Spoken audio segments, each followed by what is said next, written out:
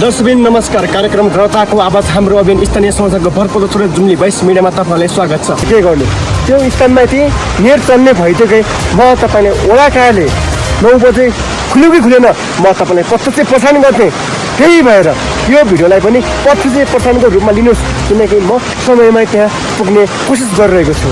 दर्शकबिन फाइनली हामी ओडा काले भवनको नजिक पुगिसकेका छौँ होइन। तर बिच बाटोमा अलि समस्याको कारणले हामी ठिक 9 बजेर 5 मिनट यहाँ पुगेका छौँ।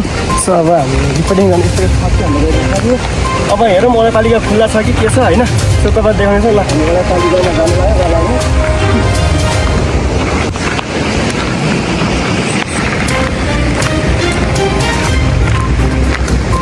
ल दर्शक तपाईँ देख्न सक्नुहुन्छ कर्णाका सुन्दरी गाउँपालिका वडा नम्बर 3 को यो वडा कार्यालय हो। सो हामी वडा कार्यालय आसपास क्षेत्रमै पुगिसकेका छौँ।